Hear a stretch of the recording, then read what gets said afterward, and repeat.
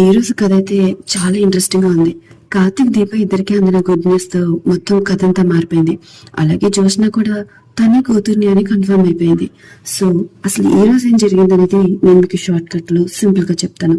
Daily updates కోసం subscribe చేసుకోండి. చాలా మంది చూస్తున్నారు కానీ సబ్స్క్రైబ్ చేసుకోవటం లేదు. సబ్స్క్రైబ్ చేసుకోండి. అండ్ ఈ రోజు ఏం జరిగింది అంటే, సర్జరీ అయిన కొద్ది రోజులకి సుమిత్రని ఇంటికి తీసుకొస్తారు. ఇక పారిజాతం హారతిచ్చి లోపలికి తీసుకొస్తుంది. ఇక జోష్న అయితే ఆలోచిస్తూ ఉంటుంది.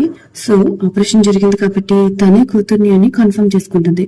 ఇక సుమిత్ర అయితే చాలా ఎమోషనల్ అవుతుంది. మళ్ళీ ఇంటికి వస్తారనుకునేదని, తన కూతురు వల్ల ఇదంతా సాధ్యమని చాలా బాధపడుతూ ఉంటుంది. ఇక దశరథ అప్పుడే బయటికి వెళ్ళాలనుకుంటాడు. ఎవరు ఎక్కడికి వెళ్ళొద్దు, నాతోనే ఉండండి అంటుంది.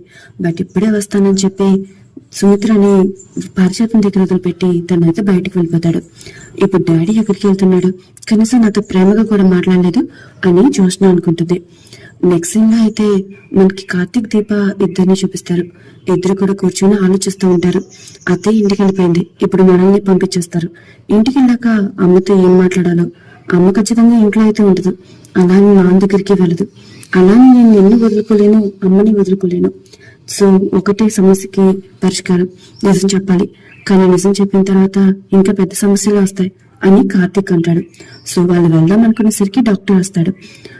వస్తుంది. వచ్చి మీ ఇద్దరికి ఒక గుడ్ న్యూస్. తల్లి కోసం బిడ్డను వదులుకోవాలనుకున్నావు, కానీ నీ బిడ్డ మాత్రం నేను వదులుకోవాలనుకోలేదు.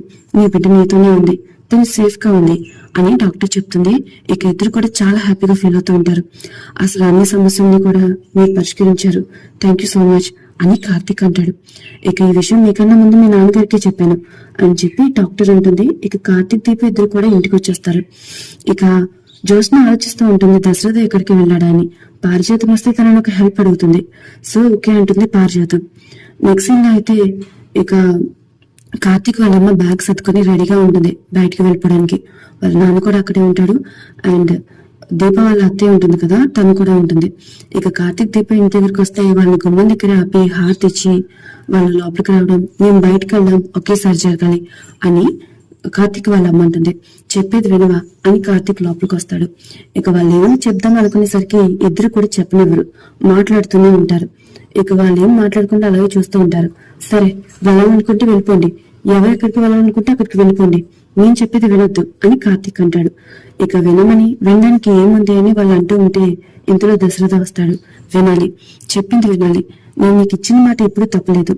నీ కూతురు నా కూతురు తన కడుపులో బిడ్డ క్షేమంగా ఉన్నారు, నాకు అప్పగించావు కదా, ఇప్పుడు తిరిగి నీకు అప్పగిస్తున్నాను అని దశరథ అంటాడు. ఇక సుమిత్ర అయితే చాలా హ్యాపీగా ఫీల్ అవుతూ ఉంటుంది. ఇక అందరూ కూడా చాలా సంతోషంగా ఉంటారు. ఇక్కడితో ఈ కథ ఎండ్ అవుతుంది. అయితే నెక్స్ట్ సీన్ లో ఏం జరగబోతుందో తెలుసుకోవాలనుకుంటే సబ్స్క్రైబ్ చేసుకోండి. Thanks for watching.